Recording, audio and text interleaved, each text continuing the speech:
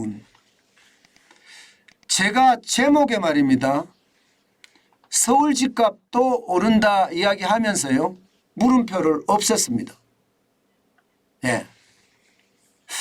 이것은 말입니다. 뭔가 시장의 분위기가 좀 다르다는 거예요. 왜냐하면 지금까지 제가 이자 앞에 장사 없다고 했잖아요. 이제 이자가 굉장히 많이 내렸다는 뜻입니다. 자, 여러분 이거 한번 보세요. 4월 주택담보대출 고정금리 하단입니다. 3.64%입니다. 3.64%는요. 2021년이에요. 2021년. 2021년 9월에 3.2%입니다. 2021년이 언제입니까 여러분? 2021년 8월에 기준금리를 올렸습니다. 우리의 기준금리가 그 당시에 0.5%였는데 0.25%를 올려서 0.75%가 됐습니다. 그러면 금리가 실제로 대출금리에 반영될 때는 언제쯤 될까요? 한 달 있다가 되잖아요. 그죠? 반영이 된 게 3.22%예요. 이것을 보면 여러분 지금 대출금리는요. 대출금리는 하단 기준으로 봤을 때 2021년 통화긴축의 어떤 시점보다가 더 빨리 당겨질 수도 있다는 거예요. 여러분 실제로 보세요. 실제로 주택담보대출 고정금리 가운데 있는 고정금리입니다. 3.64%입니다. 하단이. 상단도 5.8%예요. 물론 하단처럼 대출이 안 되겠죠. 상단하고 비슷하게 되겠지만 현재까지는요. 3.64%가 내려오면서 이게 과거하고 비슷해진 거예요. 그죠? 통화긴축, 금리 인상 이전하고 똑같아진 겁니다. 마찬가지로 주택담보대출 변동금리도 하단이 4.18%고요. 상단은 6.631%입니다. 전세자금대출도 3%대입니다. 3.86%고요. 상단이 6.337%입니다. 신용대출금리는 하단이 4.68%고요. 상단은 6.06%입니다. 뭔가 대출금리 자체가 아직까지 2021년 8월 25일 이전으로 완전히 돌아갔다 이렇게 이야기하기는 어렵지만 지금 대출금리가 굉장히 많이 떨어졌다 이렇게 이야기할 수는 있겠죠. 이 대출금리가 떨어지는 것은요. 제가 지금까지 계속 이야기했던 이자 앞에 장사 없다는 말이 이제 쉽게 말하면 포말처럼 사라질 수도 있다는 뜻입니다. 이렇게 되면 여러분 괜찮을까요? 여러분 보세요. 2021년 6월에 하단이 2.94%고 상단이 4.58%였거든요. 그때보다는 지금이 높죠. 지금이 높습니다. 그러나 2021년 12월에 상단이 3.6%였거든요. 지금 4월 16일 현재 하단이 말입니다. 3.64%입니다. 비슷하죠.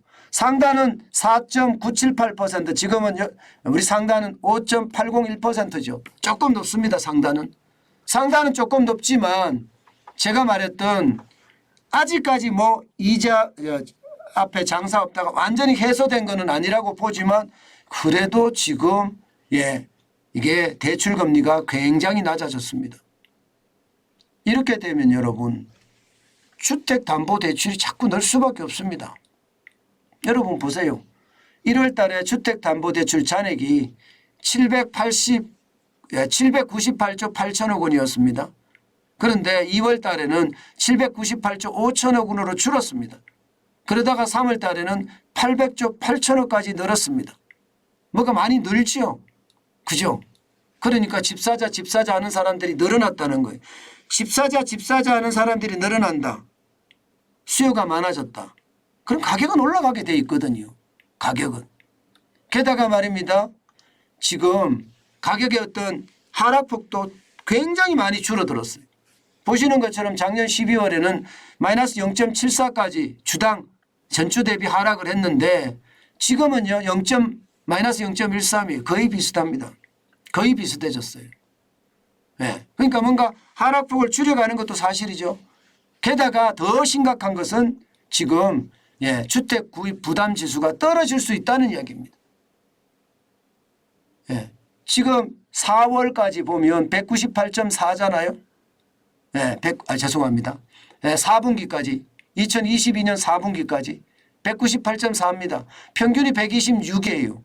주택 구입 부담 지수라는 게 그냥 중위소득 가구가 표준 대출을 받아서 중간 가격의 아파트를 살 때 나한테 부담이 얼마나 되느냐 하는 비율을 나타내는데 198.6이라 물론 높아요. 아직 높지만 126이 평균인데 그 평균보다 높습니다.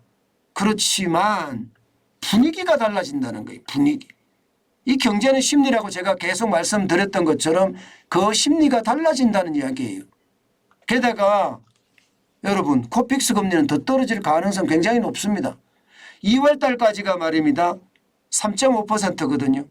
이 코픽스는요. 여러분도 알다시피 은행이 대출을 해주기 위해서 돈을 빌려오는 조달금리라고 이야기하면 간단합니다. 그러면 돈을 빌려오는 조달금리가 낮으면 대출금리는 더 낮아지겠죠.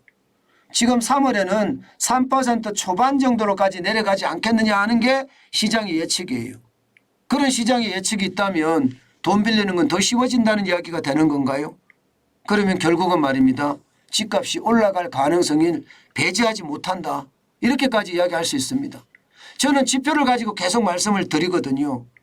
그렇지만 분명한 것은 그런 기운이 느껴진다. 이렇게 생각합니다. 물론